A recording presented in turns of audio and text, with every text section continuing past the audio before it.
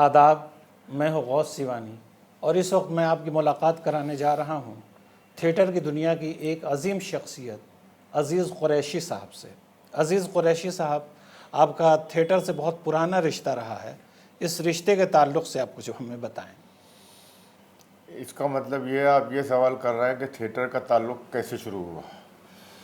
1967 में गालिब सदी मनाई जा रही थी, तो मिनिस्ट्री ऑफ कल्चर ने 3-4 थिएटर के जो नोन लोग थे उनको ये कहा कि गालिब पे प्ले करें, जिसमें हबीब तनवीर थे, इंदर दास थे, शीला भाटिया थी।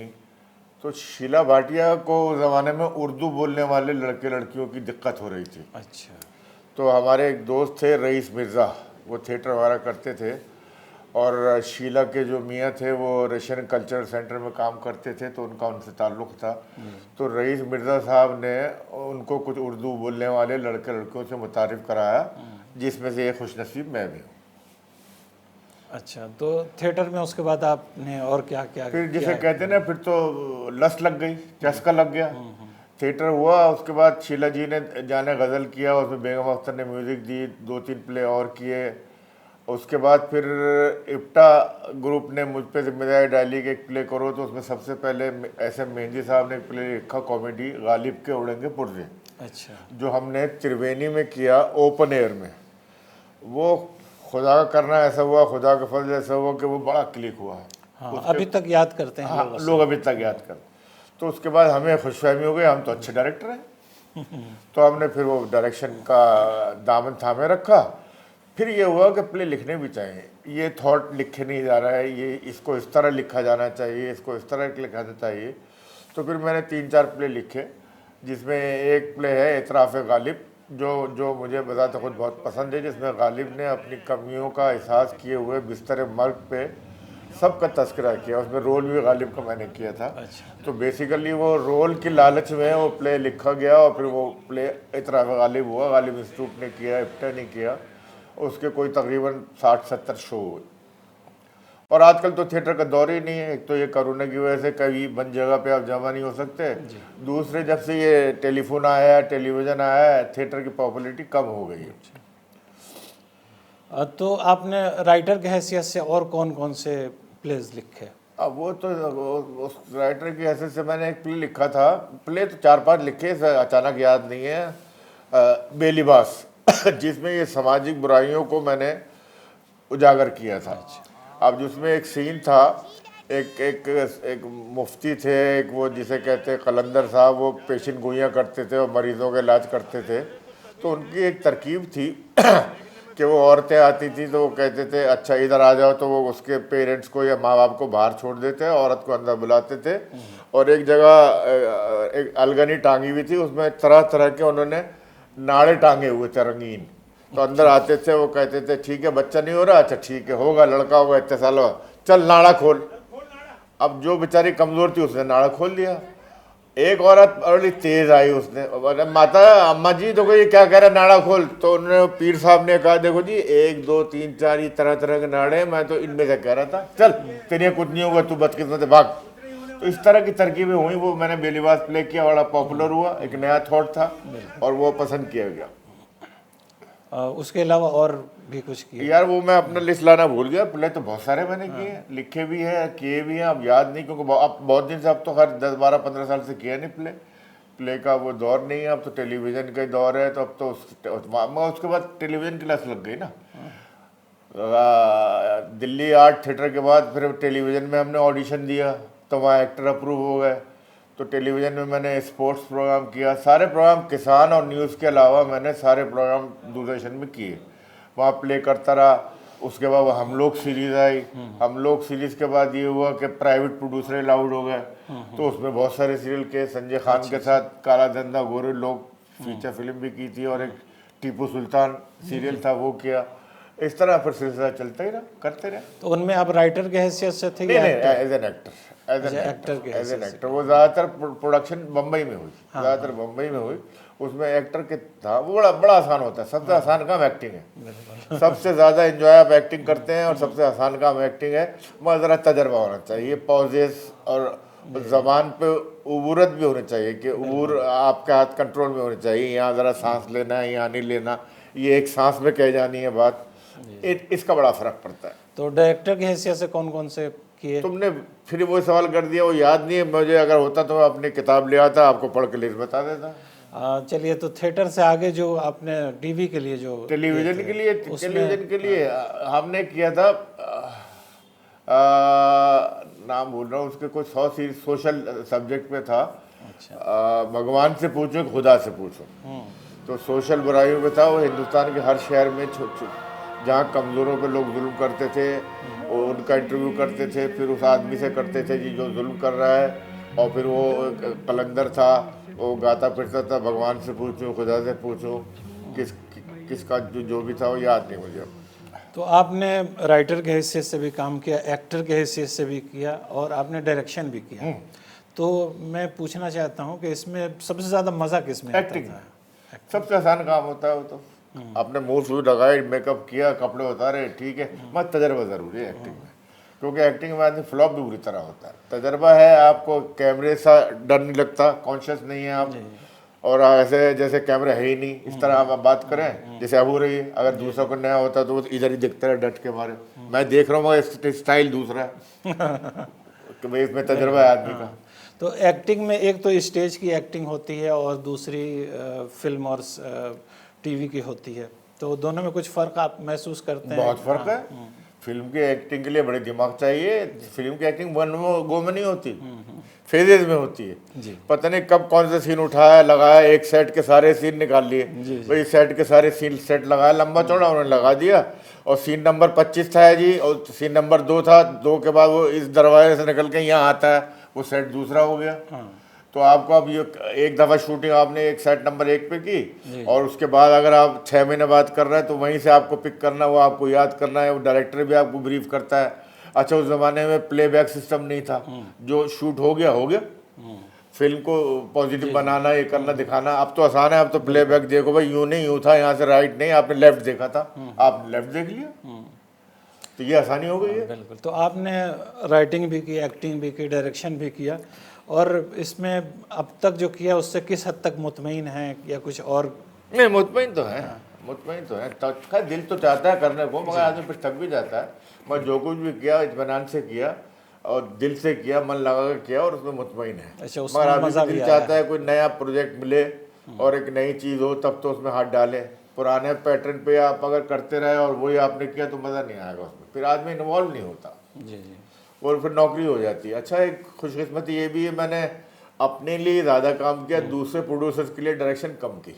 तो उसमें आपको उनके महताज होकर बहुत सारी चीज़ें करनी पड़ती हैं, नागवार, जो आप कभी करते हैं कभी नहीं करते। तो आगे इस वक्त आप क्या कर रहे हैं? कुछ इस फील्ड में कुछ?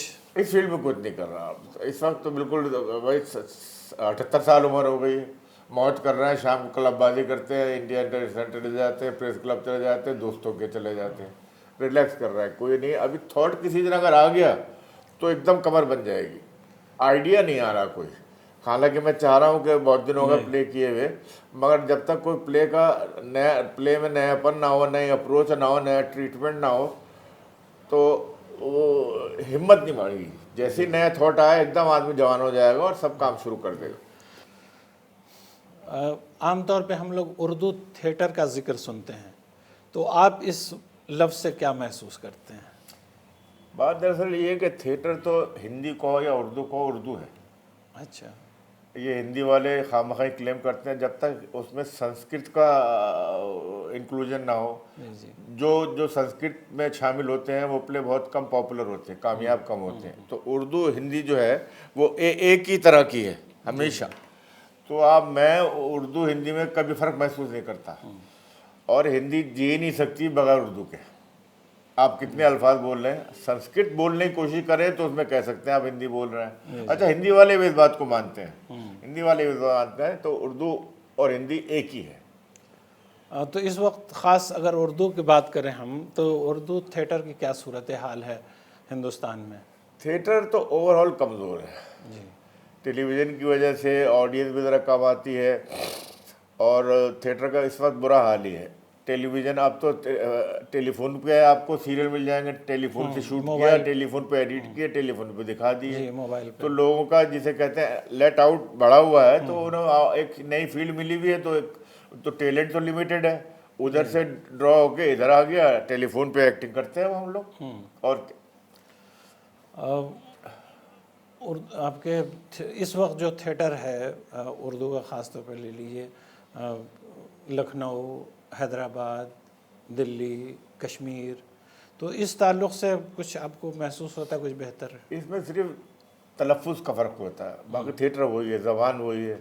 हैदराबादी वाला बोला अपन बोला ना, तो सिर्फ वो इस है, दिल्ली वाला कहेगा मैंने बताया तो आपको। तो कंटेंट वही है, पंच वही है, तलफ़ुज़ का फ़र्क होता है। और तलफ़ुज़ का साथ आदमी की जिस्मानी बॉडी जो होती है, मैनरिज्म, उसमें ही फ़र्क पड़ जाता है। कुछ लोग ज़रा हाथ वाथ हिला के ज़्यादा बात करते हैं, कुछ लोग बिल्कुल ही अटेंशन होकर बात करते हैं। बस बेसिकली ज़बान तो एक ही है। लेकिन उर्दू थिएटर का माजी तो बहुत शानदार रहा है।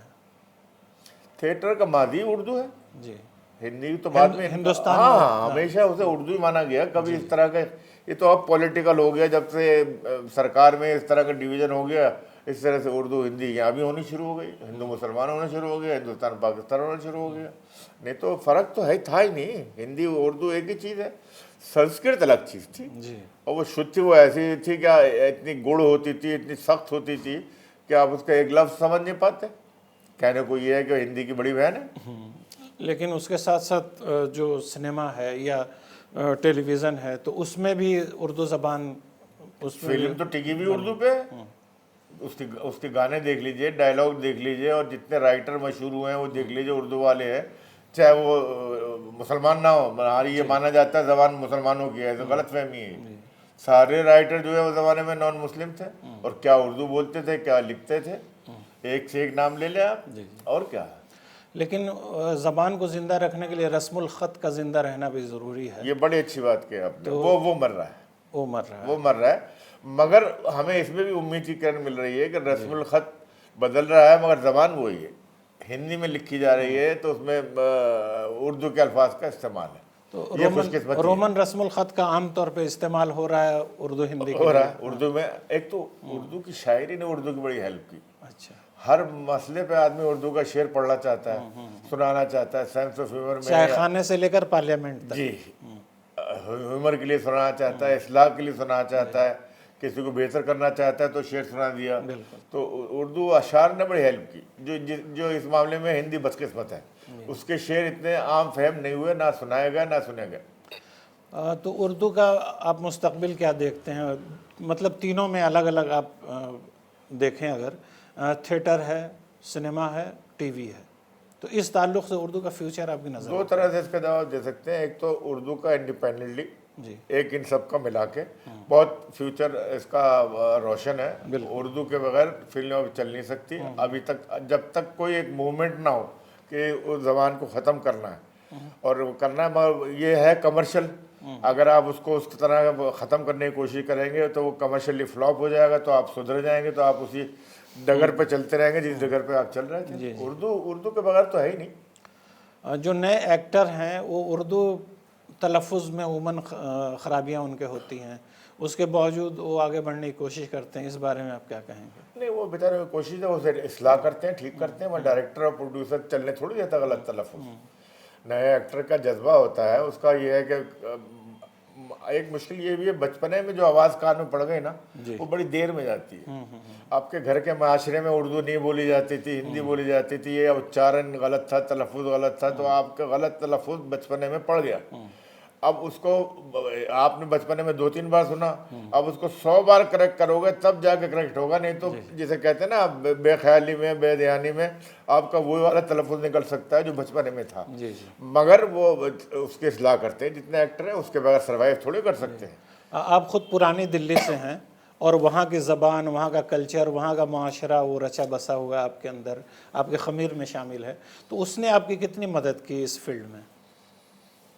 उर्दू उसने तो बहुत मदद की। उसने हमारी मदद इसमें की कि उस ज़माने का उर्दू बोलने वाला उन्हें चाहिए हुआ, उस सारे गेटअप वाला चाहिए हुआ, शेरवानी टोपी वाला चाहिए हुआ, तो तो उन्होंने कोशिश की भी उस इलाके का कोई पढ़े लिखा आदमी जो थिएटर को समझ सके, जो रस्मुल खत समझ पढ़ सके, क्योंकि वहाँ है वहाँ पढ़े लिखे नहीं है, बगैर लिखत पढ़त के आप थिएटर कैसे कर सकते हो?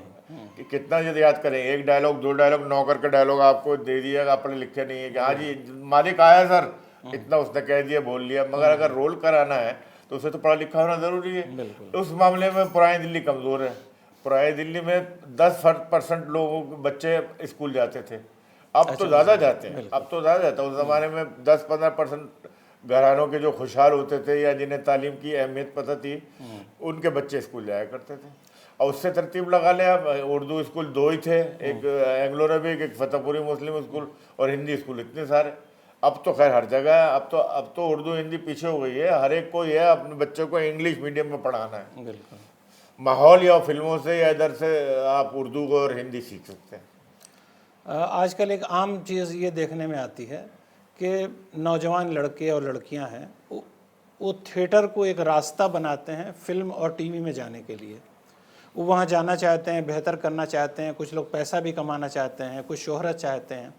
तो जो लोग थिएटर से जाना चाहते हैं फिल्म और सिनेमा में, उन्हें आप क्या मशवरा देना चाहेंगे? बिल्कुल सही रास्ता है, बगैर थिएटर के जल्दी सीख जाएंगे, फिल्म एक्टिंग करना जल्दी सीख जाएंगे। थिएटर ज़रूर सीखें। आप कुतुब मीनार पे जब तक पहली सीढ़ी पे नहीं चढ़ोगे या पहली मंजिल पे नहीं चढ़ोगे तो टॉप फ्लोर पे कैसे चढ़ जाओगे? तो थिएटर तो इसकी पहली मंजिल है। उसमें तो आपको सलीका आता है कि डायलॉग कैसे बोले जाते हैं, पढ़ा कैसे जाता है, पॉजेस कैसे दिए जाते हैं, खड़ा कैसे हुआ जाता है, किस रोल में जिस्म का पोस्चर कैसा होना चाहिए, वो आना ज़रूरी है। तो आजकल जो कोरोना का दौर चला है और लॉकडाउन हुआ, इसमें पूरे हालात इधर उधर हो गए, पूरी दुनिया की सूरत हाल बदल गई है। ऐसे में थिएटर किस तरह से बाकी रह सकता है? थिएटर क्या फिल्में ही बंद है जी। अभी? ये तो टेम्परेरी फेज है ना, 6 महीने साल भर कोरोना का जोर रहेगा, फिर निकल जाएगा, थिएटर अपना वापस आ जाएगा। फिल्में अपने आजकल तो फिल्में ही बंद है ना। कोई भी बंद जगह पे फंक्शन बंद है, शादी ब्याह पे पाबंदी है, कहीं भी ज़्यादा लोग इकट्ठे नहीं हो सकते हो, खासतौर से बंद जगह पे। तो साल 6 महीने का ये परेशानी है, उसके बाद इंशाल्लाह ठीक हो जाएगी। और ये रास्ता भी तो अपनाया जा सकता है कि डिजिटल टेक्नोलॉजी के ज़रिए आगे बढ़ने की कोशिश की जाए। बहुत सी चीज़ें जो थिएटर की हैं वो दूर दूर तक पहुंचाई जा सकती हैं। हाँ, तो बढ़ रही है। आपने देखे होगा डिजिटल, ये जो टेलीफोन पे आता है डिजिटल ही है, टेलीविजन पे बहुत सारी चीज़ें आती हैं, नाटक ही आते हैं, और तो सब डिजिटल ही है, सारी चीज़ें आजकल डिजिटल हो रही हैं। हाँ, ये भी हो सकता है कि दुनिया में दूर तक, जैसे हम थिएटर में बैठते हैं तो थिएटर में 100-200 लोग होते हैं, लेकिन वही प्ले अगर डिजिटल टेक्नोलॉजी के ज़रिए दुनिया में दूर तक पहुंचाया जाए तो फिर हर किसी की तक पहुंच हो इदारे सकती है। हाँ। जो आपने फरमाया, कई इदारे इस पे काम कर रहे हैं। अच्छा। कई दफ़ा टेलीफोन पे देखने को मिलता है कि थिएटर प्रोडक्शन टेलीफोन पे हमने डिजिटल उसमें देखा। अज़ीज़ कुरैशी साहब, आप हमारे इस प्रोग्राम में आए, आपने अपना कीमती वक्त दिया, इसके लिए बहुत बहुत शुक्रिया। शुक्रिया जनाब।